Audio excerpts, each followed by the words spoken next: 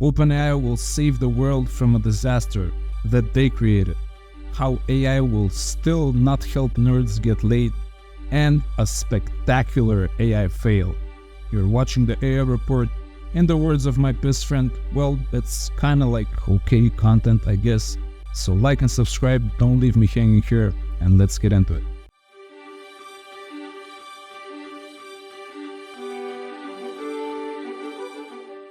OpenAI just announced a master plan on how to put the cart before the horse. They will start working on aligning and controlling superintelligent AGI or artificial general intelligence. That sounds great, but they may have one small problem. AGI doesn't exist yet. Although I probably shouldn't blame them, I'm already planning how my yacht will be decorated just so that, I don't get caught by surprise when I become the world's first trillionaire.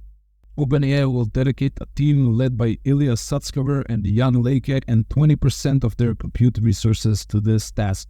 Anyway, if there's one thing I've learned in life, it's that if you've never made cookies, you shouldn't question your auntie who has spent decades in the kitchen when it comes to making cookies. The people over at OpenAI are smart, they probably know what they're doing, so if they think it's time to worry about misaligned artificial superintelligence going rogue and wiping us out, I'm probably gonna go get my brown pants as well. Their plan includes training a lower-level AI first that can be used to align and train the super AGI. Their statement also says this project may not reach its goal. Well, thanks guys. Keep working on an AGI you're not sure you will be able to control. Just roll the dice on humanity and see what happens. We've had a good run, I guess. Cocomind is a large language model that will finally help nerds understand why girls don't like them. So, Cocomind uses a vision model to analyze facial expressions and ChatGPT to explain them. This sounds exactly like something the guys from Big Bang Theory would work on. Seriously though, this may have helpful use cases for people who suffer from Asperger's and similar conditions. Let's check out the demo here real quick. Okay, so human is talking. The clip model is analyzing the facial expressions, and the ChatGPT can now be used to explain the emotions on the face and the body language and the gestures and all of that. So it sounds like it's doing a pretty good job here. It looks pretty precise. Well, good. I feel like the younger generations who spend most of their lives in the confines of their own rooms will need this technology as a replacement for their social skills, which they have none of. Speaking of awkward robots, the largest gathering of humanoid robots is hosted by the United Nations in Geneva. I thought my chess club was the largest gathering of humanoid robots. So yeah, apparently there's a bunch of future Terminators in a trade fair hall somewhere in Geneva, and that's not even the weirdest part. Apparently there's an even bigger number of actual humans pretending that this is not weird at all. The summit is called AI for Good, but honestly, it's kind of making me want to give up on AI for good.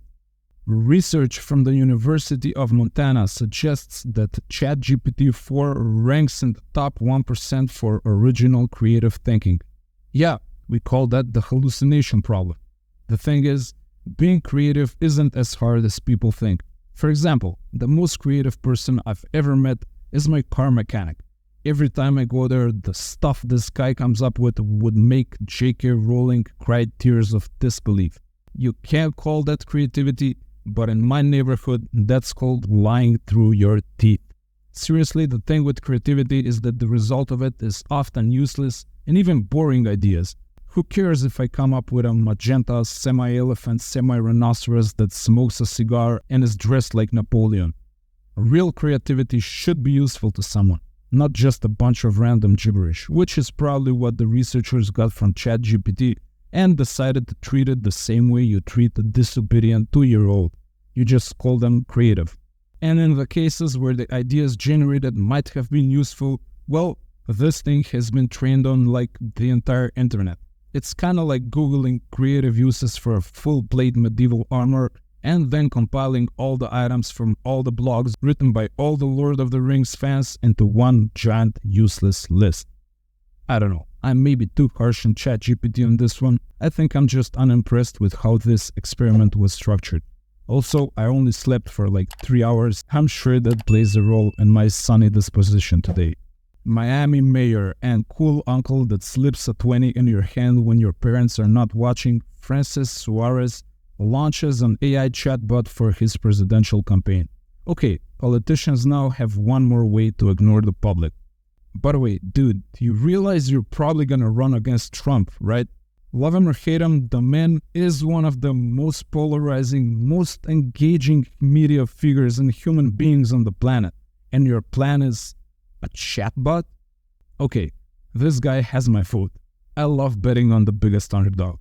World's richest man and an above-average Twitter troll, Elon Musk, says he has faith in China's ability to develop artificial intelligence. Elon, buddy, what are you doing? I mean, I know you have factories over there, but don't you know what they do to successful entrepreneurs there? They're gonna totally pull a Jack Ma on you.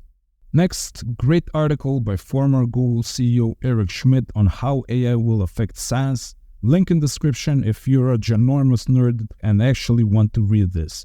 Scientists will use LLMs to scan huge databases and do research faster, and use AI to formulate stronger hypotheses, create better models, and have an easier time creating more and better labs thanks to robotics. The only problem here is some people will still find ways to use AI to prove that the Earth is flat. Do you know that 12% of people think the Earth is flat? Maybe I should have started a Flat Earth channel. They sound like a passionate crowd and they're in it to win it. I'm sure I can make a killing on merch there. Okay, let's see how AI affects science and anti-science too. US military is being paranoid about not being the biggest, baddest, hottest, most powerful military on the planet, which is not news, I guess. They worry about cheap AI-driven autonomous weapons that can be deployed everywhere.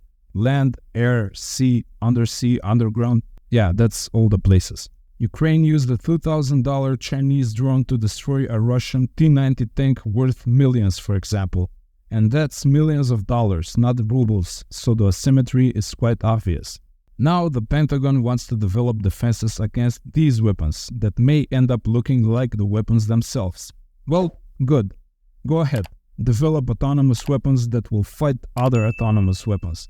Maybe that's how wars will be fought in the future, kinda like video games without any human losses. New Midjourney features straight out of the oven.